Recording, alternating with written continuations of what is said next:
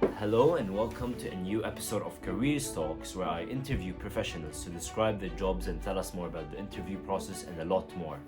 Today, I interview a Google software engineer. We talk about the interview process and how to use LeetCode, and the book Cracking the Coding Interview to land the job and ace the interview. Don't forget to like and subscribe. You first talk to a recruiter and they get to know you. Yeah, you're right. Thank you for reminding me. And essentially then you organize your phone interview. You have a first phone interview, which is still technical. Really? Okay. Yeah. And it has the same format as all the other technical interviews. If all goes well, then you have your on-site, which is essentially, I believe, 3 technical interviews and one behavioral and one googliness. It's called googliness interview. And then in theory, once you get all the feedback from that, you can your recruiter can prepare a package and can send it to the hiring. No, they prepare a package for your candidacy. And they send it to a hiring committee, and then the hiring committee decides based on all that feedback, and either says yes, no, or we need more information. Okay. So that's kind of the basic process. Yeah, and normally in between those sets of interviews, you have check-ins with your recruiter, and they give you feedback and things like that. That's kind of the general interview process. Nice. And this initial phone interview after the recruiter one, how would it be? Is it just data structures, but more of verbal, or? So it really depends on. So the technical interviews in general, they're done via. Well, now they're probably done via video call. And it's I think they are essentially 45 minutes. And you have you talk a few minutes with the interviewer, which is normally a software engineer at Google. It can be from a related area or not, but it's a person that knowledgeable in the programming language you chose. And then they will give you a problem, and you will work through it, and you will have to give a solution, probably code a bit as well. Yeah. You have a shared document essentially. You code that, and then you talk about advantages or drawbacks of your code approaches, and try to do some testing, more of a classical makes sense. Yeah.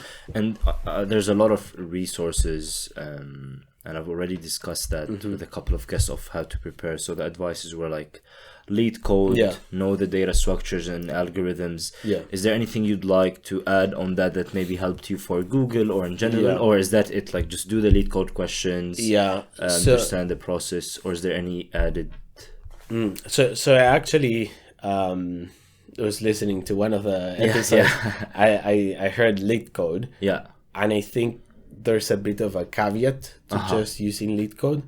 At least for me personally, I was trying to do LeetCode kind of in an unstructured way. Non-structured or structured? Unstructured way.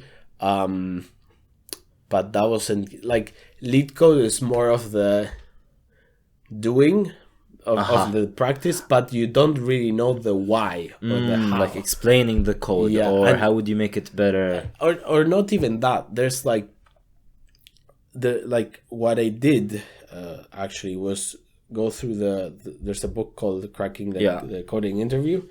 That's essentially the Bible.